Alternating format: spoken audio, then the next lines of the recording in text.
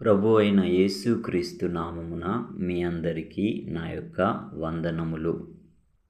ఈ యొక్క సమయమందు క్రీస్తును కలిగిన వారు ఈ భూమి మీద బ్రతికిన దినములన్నిట వారికి ఎదురుపడుతున్న శ్రమల వలన కలిగే కొన్ని లాభకరమైన విషయాలను ఈ సమయమందు తెలుసుకుందాం.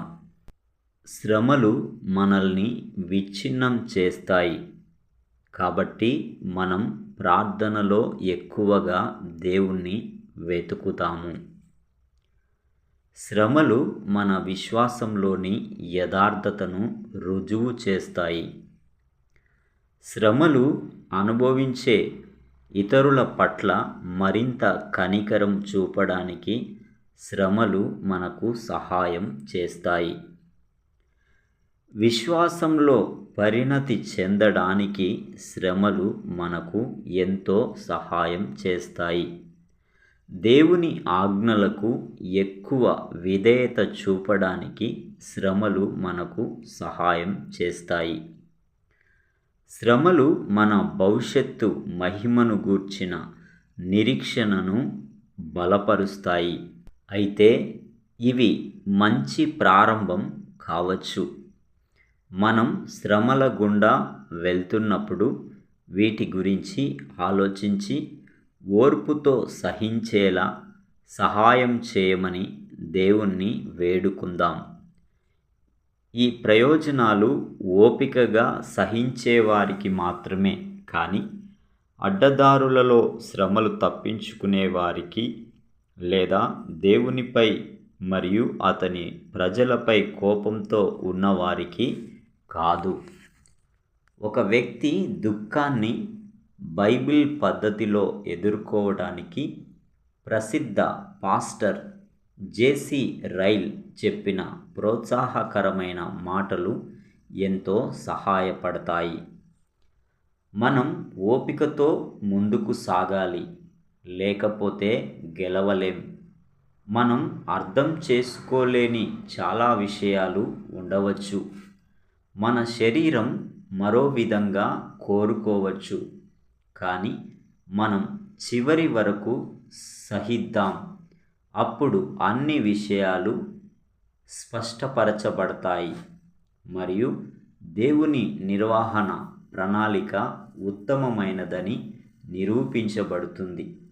మీ ప్రతిఫలం భూమిపైనే పొందాలని భావించకండి. మీ మంచి విషయాలు ఇంకా రాబోతున్నాయి కాబట్టి వెనక్కి తిరగకండి. ఈరోజు సిలువ కానీ రేపు కిరీటం. ఈరోజు శ్రమ రేపు జీతం. ఈరోజు విత్తడం రేపు పంట కోయటం. ఈరోజు యుద్ధం రేపు విశ్రాంతి. ఈరోజు దుఃఖం కానీ రేపు ఆనందం. మరి రేపటితో పోలిస్తే ఈరోజు ఏమిటి? నేటికి 70 సంవత్సరాలు కావచ్చు కానీ రేపు శాశ్వతత్వం. చివరి వరకు ఓర్పుగా నిరీక్షణతో ఉండండి. యేసు చేసింది అదే. హెబ్రీయులకు రాసిన పత్రిక 12వ అధ్యాయం 1 నుండి 3 వచనాలు ఇలా చెబుతోంది. ఇంత గొప్ప సాక్షి సమూహము మేఘము వలె మనలను ఆవరించియున్నందున మనము కూడా ప్రతి భారమును సులువుగా చిక్కులపెట్టు పాపమును విడిచిపెట్టి విశ్వాసమునకు కర్తయు దానిని కొనసాగించువాడునైన యేసు వైపు చూచుచు మన ఎదుట ఉంచబడిన పందెములో ఓపికతో పరిగెత్తుదము. ఆయన తన ఎదుట ఉంచబడిన ఆనందము కొరకై అవమానమును నిర్లక్ష్యపెట్టి సిలువను సహించి దేవుని సింహాసనము యొక్క కుడిపార్శ్వమున ఆసీనుడై ఉన్నాడు.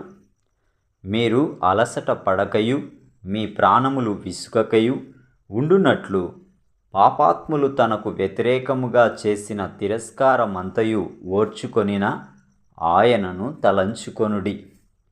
రండి, ముందుకు వెళదాం. మనం దేవుని మహిమపరిచే విధంగా శ్రమలు సహించడం నేర్చుకోవడానికి గతంలో శ్రమలు అనుభవిస్తున్నప్పుడు తాము శ్రమలకు అతీతులం కాదని తెలుసుకున్న గొప్ప క్రైస్తవులు చెప్పిన కొన్ని ప్రోత్సాహకరమైన మాటలతో నేను ఈ కథనాన్ని ముగిస్తాను. దేవుడు మనలను రాతి మార్గాలపైకి పంపితే ఆయన మనకు బలమైన బూట్లు అందజేస్తాడు. ప్రతికూల పరిస్థితులలో జీవించి విజయం సాధించిన విశ్వాసం విలువైనది. పరీక్షించబడిన విశ్వాసం అనుభవాన్ని తెస్తుంది. మీరు శ్రమల గుండా వెళ్ళకపోతే మీ స్వంత బలహీనతను మీరు ఎప్పటికీ నమ్మరు. మిమ్మల్ని మోసుకెళ్ళడానికి ఆయన బలం అవసరం. లేకుంటే దేవుని బలాన్ని మీరు ఎప్పటికీ తెలుసుకోలేరు.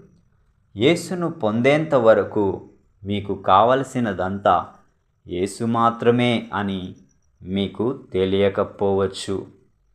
దేవుడు ఈ మాటల ద్వారా మిమ్మలను బలపరచాలని, ప్రతి శ్రమలో సహితం దేవునిపై ఆనుకొని దేవుడిచ్చు ఆ కిరీటంపై దృష్టి నిలిపి భూమి మీద సాక్షార్థంగా ఆయన మహిమ కొరకు బ్రతకాలని దృఢ నిశ్చయంతో ముందుకే సాగి ఆయన చిత్తానికి తల వంచుదాం.